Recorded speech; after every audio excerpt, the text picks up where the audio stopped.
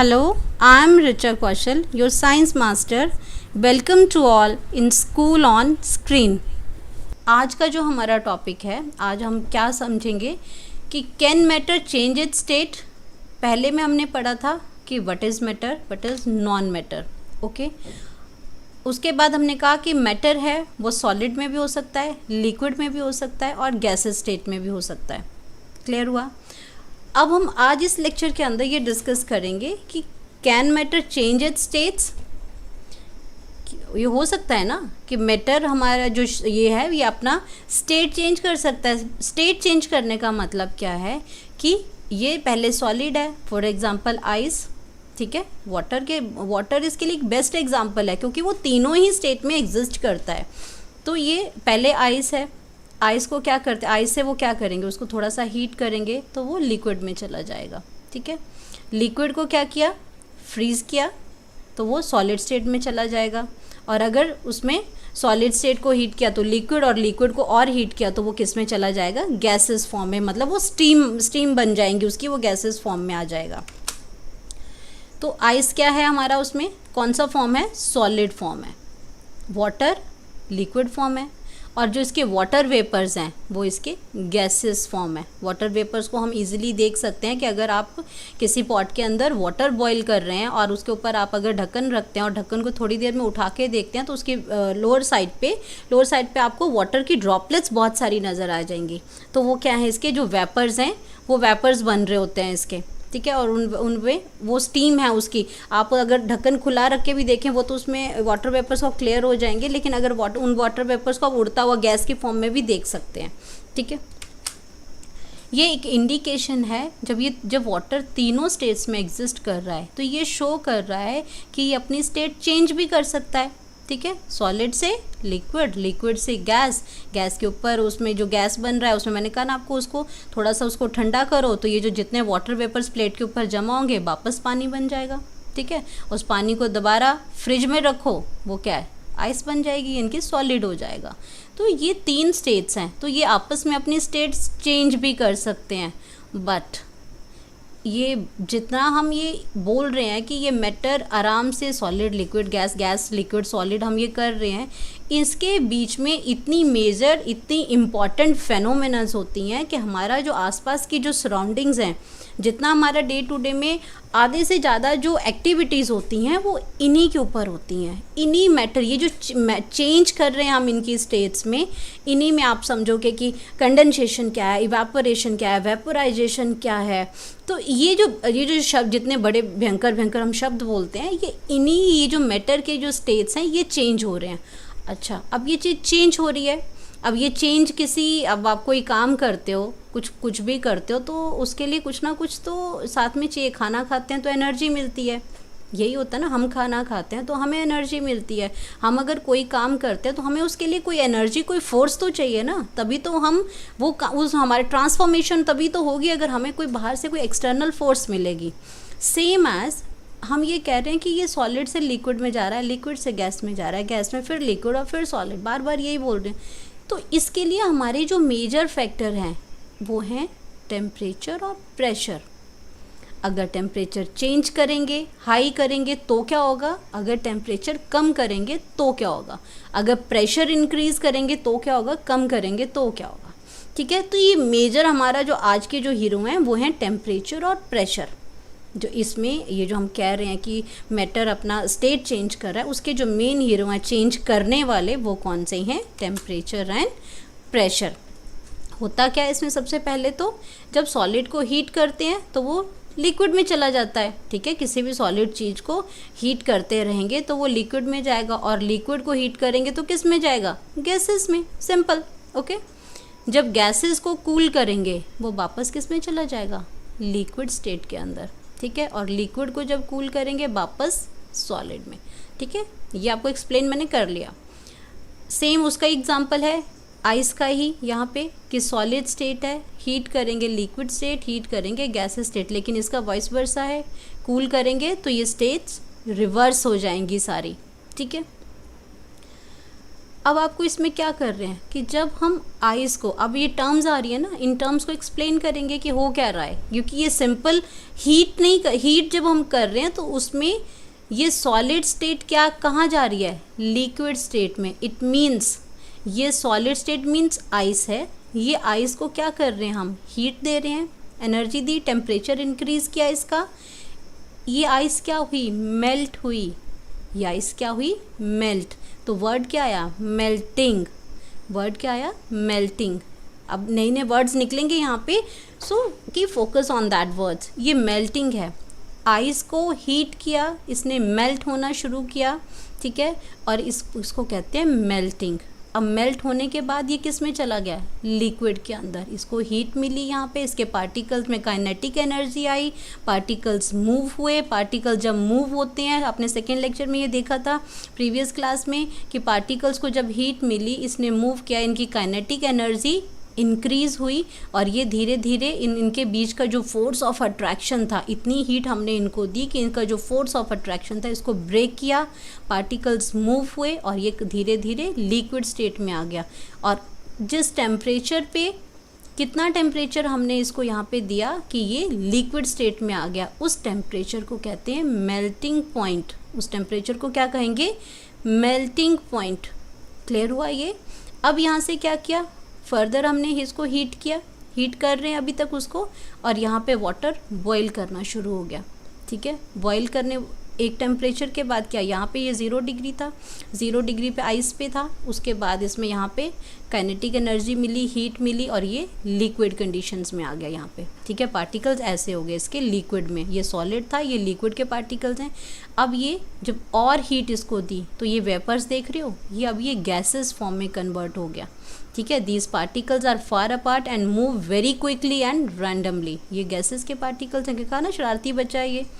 अब जिस टेम्परेचर पे ये liquid start boiling, at the temperature at which liquid start boiling, that is called boiling point, that is called boiling point. अब इसने क्या बना दिया, स्टीम बना दिया। अब यहाँ पे क्या आ गया, मेल्टिंग पॉइंट आ गया, यहाँ पे आ गया बॉइलिंग पॉइंट। ये 2 पॉइंट्स निकल के आ गए इसके बीच में, ठीक है।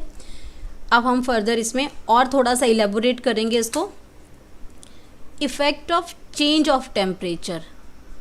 अभी तक तो आपने क्या समझा कि हमने जब टेम्परेचर दिया तो वो क्या, किस में मेल्ट हुआ, मेल्ट से लिक्विड में गया। Further they have more heat, they are changes into steam.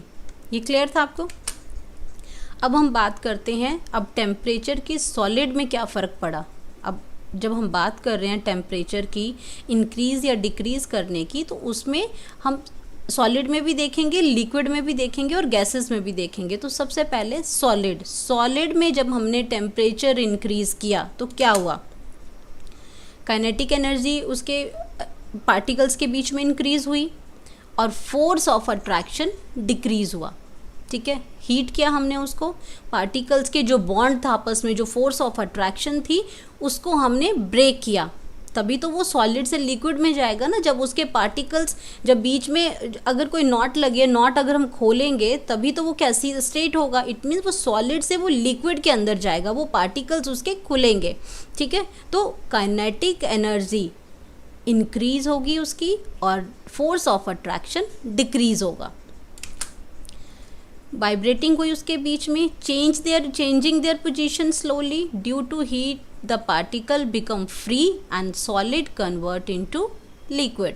Clear हुआ ये कि कैसे सॉलिड आइस या कोई भी आपका, वो कैसे से आपका बटर है, रूम टेम्परेचर पे रखा हुआ है, जब आता है तो पूरा सॉलिड एक पीस होता है, लेकिन जैसे जैसे रूम टेम्परेचर पे वो क्या करता है, थोड़ा थोड़ा मेल्ट होना शुरू हो जाता है। और अगर आपने कहीं उसको गैस पे रख दिया तो वो बिल्कुल पानी की तरह हो जाएगा, लिक्विड हो जाएगा, होता है ना ऐसा।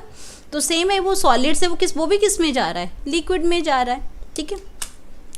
अब जिस टेम्परेचर पे सॉलिड लिक्विड के अंदर कन्वर्ट हुआ, that is called melting point, that is called melting point. The temperature at which solid melt to become a liquid at atmospheric pressure 0 degree पे, 0 डिग्री सेल्सियस पे आपका ये, इस पे कितना है केल्विन पे है, ये 273.16 केल्विन, ये आपका 0 डिग्री सेल्सियस पे ये इतना, ये स्टैंडर्डाइज एसआई यूनिट है केल्विन एक्चुअल में, तो ये इतना केल्विन इसका टेम्परेचर है, ये मेल्टिंग पॉइंट है 0 डिग्री पे, इतना इसमें टेम्परेचर है। तो हम इसको राउंड ऑफ करके इसका अगर डेसिमल हटा दें तो हम इसकी जो वैल्यू लेते हैं वो वैल्यू हम इसकी सिर्फ 273 ही लेते हैं। तो हम इसकी वैल्यू कितनी लेते हैं, सिर्फ 273, क्योंकि इसमें आपके फॉर्मूलेज भी आते हैं, न्यूमेरिकल्स आते हैं इसमें, तो ईजी हो जाता है पॉइंट को ऐड करने की बजाय, तो हम इसको सिंपली 273 केल्विन भी ले सकते हैं। ठीक है, अब ये जो आपका प्रोसेस है melting of solid into liquid, इसके लिए केमिस्ट्री में टर्म आती है फ्यूज़न। क्या टर्म आती है उसमें, फ्यूज़न। क्या है वो, melting of solid into liquid, the term is called fusion. और जिस टेम्परेचर पे वो सॉलिड से लिक्विड में जाता है that is called melting point. Clear हुआ ये? अब क्या यहाँ पे एक पिक्चर से के थ्रू भी इसको क्लियर कर देते हैं। ये सॉलिड है, सॉलिड में एनर्जी दी इसको, और जैसे बॉल है, बॉल एक जगह रखा है, जब तक उसको आप किक नहीं करोगे बॉल आपकी आगे नहीं जाएगी। It means ball also required a external force, तभी तो वो मूव करेगी। सेम एज सॉलिड में भी अगर हम इसको टेम्परेचर देते हैं, हीट, टेम्परेचर क्या, हीट की फॉर्म में एनर्जी दे रहे हैं और ये किस में कन्वर्ट हो रहा है। नेक्स्ट हम बात करते हैं लिक्विड की। अब हमने सॉलिड से लिक्विड तक पहुंचा दिया, अब हमने उसको आइस से लिक्विड तक, लिक्विड फॉर्म में आ गया। अब लिक्विड के अंदर क्या है, काइनेटिक एनर्जी बढ़ गई, इंक्रीज़ होगी, इसमें फोर्स ऑफ अट्रैक्शन डिक्रीज़ हो गया, तो दे स्टार्ट मूविंग। अब जितना ज़्यादा वो एनर्जी हम उसको कंटिन्यू एनर्जी दे रहे हैं, एक ऐसा उसमें when the particle overcome the force of attraction completely. अब क्या होगा इसमें, जब आपके पार्टिकल्स पूरी तरह से उसने एनर्जी यूज़ कर ली, एब्जॉर्ब कर ली, अब एक ऐसी स्टेज आ जाएगी जब ये लिक्विड, जब ये पानी बॉईल होना शुरू हो जाएगा। ठीक है, अब ये बॉईल जब शुरू हो जाएगा तो किस में कन्वर्ट हो रहा है, लिक्विड के अंदर, सॉरी गैसेस के अंदर कन्वर्ट हो जाएगा। तो जिस टेम्परेचर पे water start boiling that temperature is called boiling point. Clear हुआ? उस एटमॉस्फेरिक प्रेशर में जब किसी टेम्परेचर पे liquid start boiling that temperature is called boiling point. ठीक है, अब बॉइलिंग पॉइंट ऑफ वाटर कितना है, 373। 373 केल्विन कैसे आया, क्योंकि हमने क्या किया था, बॉइलिंग वाटर 100 है, 100 में हमने उसको, अब वो 100 पे तो बॉईल करना शुरू किया, लेकिन जब वो गैसेस फॉर्म में आया तो हमने उसमें 273 ऐड किए, तो ये कितना बन गया, 373 केल्विन। अब सेम चीज़ इसके अंदर भी आई कि इसका जो टेम्परेचर है, वही थर्मामीटर अगर हम उस लिक्विड के अंदर डालेंगे, जब वो वाटर बॉईल करना शुरू हो गया तो वो एक टेम्परेचर पे आने के बाद वो थर्मामीटर पे जो रीडिंग है वो फिक्स हो जाएगी।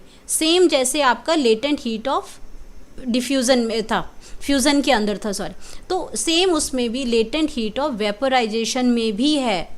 Amount of heat energy required to change 1 kilogram of liquid into gas. Same जो आपको मैंने सॉलिड में लेटेंट हीट के बारे में समझाया था, सेम ये वेपोराइजेशन में भी होता है कि जब आपका liquid start boiling and they convert into gases form, तो ये इसके अंदर जो छुपी हुई हीट है वो उस गैसेस के अंदर, वो जो उसके अंदर प्रेजेंट होती है, hidden heat, that is called latent heat of vaporisation. इसीलिए आपको जितना गर्म चीज़ आपको टच करती है, अगर आप घर में रोटी बनाते हो तो आप उतना गर्म रोटी से आपको फ़र्क नहीं पड़ेगा। अगर वो गर्म रोटी अगर फूली हुई है, वो फूट जाए, उसके अंदर से जो स्टीम निकलेगी, उसको आपको जो हाथ में जो ब्लिस्टर्स पड़ेंगे, जो छाले पड़ेंगे, वो ज़्यादा खतरनाक है, वो ज़्यादा हीट है। क्यों?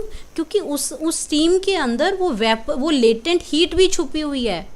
क्यों? क्योंकि वो प्रेजेंट थी ना उसके अंदर लेटेंट हीट की, इसीलिए वो जो आपकी जो स्टीम से आपको ज़्यादा नुकसान होता है, ज़्यादा चोट लगती है आपको, वो हीट जो आपको वो ज़्यादा प्रॉब्लम क्रिएट करती है, क्योंकि उसके अंदर लेटेंट हीट ऑफ वेपोराइजेशन भी छुपी होती है, वो हिडन हीट होती है जो आपको ज़्यादा नुकसान देती है। ठीक है, तो जैसे ये आपका है एनर्जी है, ये स्टोव से आई, आप इसमें किसी भी केटली रखी है, उसमें आपको हीट मिल रही है यहाँ से, और वो वेपर्स के फॉर्म में कन्वर्ट हो रही है, यानी कि वो स्टीम बना रही है। ठीक है, और इसी के अंदर क्या है, लेटेंट हीट भी है इसके अंदर, जो उसकी फोर्स को ओवरकम करने के लिए अपने अंदर यूज़ कर रही है, अपने अंदर हिडन करके रखी है। ठीक है, अब ये तो था कि अगर हमने टेम्परेचर को इंक्रीज़ किया, अब हम बात करते हैं कि अगर हमने टेम्परेचर डिक्रीज़ किया तो क्या होगा, ठीक है। तो अब गैसेस हैं, काइनेटिक एनर्जी है between particles decrease and turn into liquid state. जब हमने क्या किया, इसकी इन गैसेस पार्टिकल को जब हमने थोड़ा सा कूल डाउन किया तो काइनेटिक एनर्जी थोड़ी कम होगी, पार्टिकल्स को मूवमेंट को थोड़ा स्टॉप किया तो ये गैसेस वापस किस में आ गई, लिक्विड स्टेट के अंदर, ठीक है। कंडेंसेशन, कंडेंसेशन आपने कहीं पढ़ी होगी, आपको अगर आपको याद होगा इसमें, तो ये जो आपकी जो गैसेस हैं, गैसेस को जब हम एक कूल टेम्परेचर पे, जैसे आपका जो क्लाउड फॉर्मेशन है, ठीक है, ये भी आपने प्रीवियस क्लासेस में 8th में पढ़ा होगा कि जो क्लाउड फॉर्मेशन है उसमें कंडेंसेशन, इवेपोरेशन के बाद कंडेंसेशन की एक प्रोसेस आती है कि पानी पहले तो इवेपोरेट हो गया, एक टेम्परेचर तक पहुंचा, वहाँ पे वेपर्स के फॉर्म में वो उसने रुका रहा, लेकिन ये जब कोई ठंडा कूलर एरिया के अंदर, कूलर रीजन के अंदर वो कंडेंस होते हैं और वहाँ पे वापस वो क्या करते हैं, कूल डाउन होने के बाद वो वापस से वो लिक्विफाई हो जाते हैं और रेन की फॉर्म में वापस अर्थ पे आ जाते हैं। तो ये कंडेंसेशन वहाँ पे भी यूज़ होती है, कंडेंसेशन या लिक्विफेक्शन, ठीक है।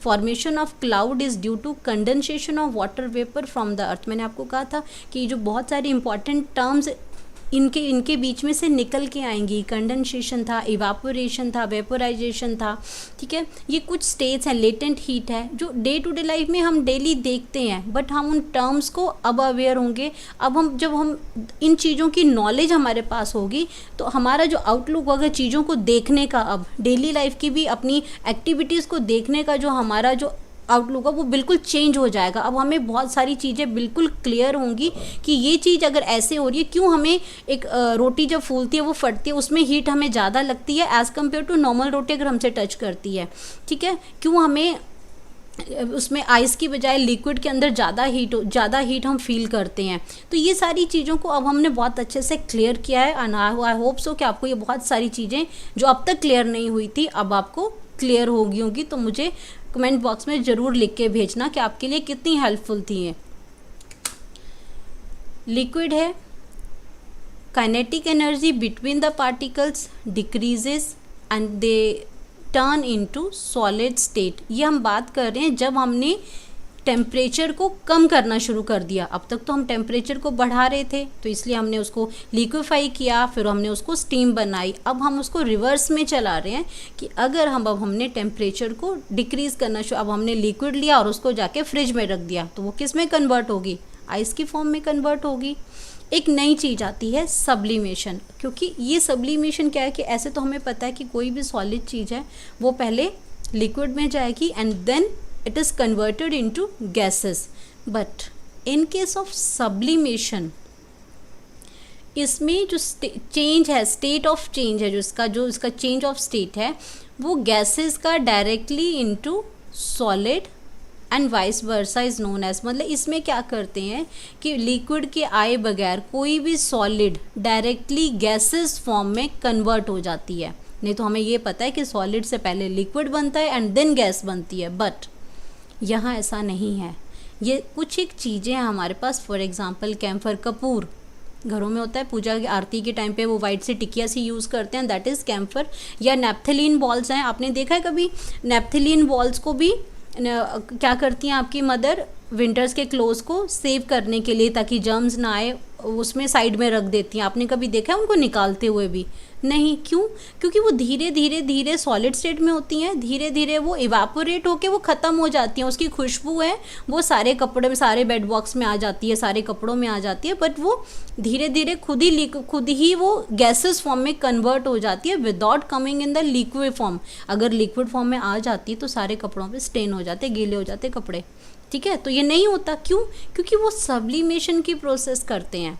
इस सब्लिमेशन में वो सीधा ही सॉलिड से गैसेस स्टेट के अंदर कन्वर्ट हो जाते हैं। कपूर है हमारा, हाथ पे भी रखोगे थोड़ी देर में वो हो जाएगा, वैसे हम तो उसको हीट करते हैं, बट वैसे भी नॉर्मली भी वो सीधा इवापोरेट हो जाता है without coming to the air, without coming to the liquid state, ठीक है।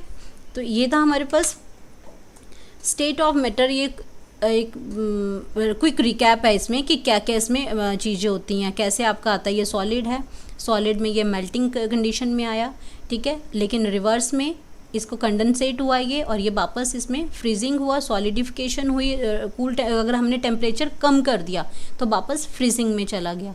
लिक्विड है, लिक्विड को इसको क्या किया, इवापोरेशन हुई, जब उसको टेम्परेचर मिला और जब उसको ठंडा किया तो ये कंडेंसेट हो गया।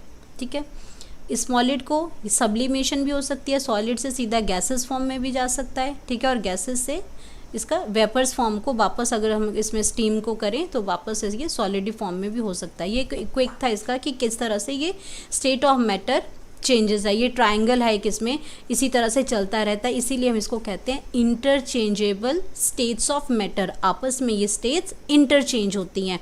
जैसे आपने बचपन में कॉर्नर गेम खेलते थे ना, एक जगह से दूसरी जगह बच्चा उसकी जगह लेगा फिर दूसरे में जाएगा। ये कॉर्नर वाली जो गेम है ना, वो भी इस पे भी एप्लीकेबल होती है। इसमें भी एक दूसरे का स्पेस लेते हैं। ये एक सॉलिड से लिक्विड, लिक्विड से गैस के अंदर आता है। So it's all about for today. Okay, thank you so much.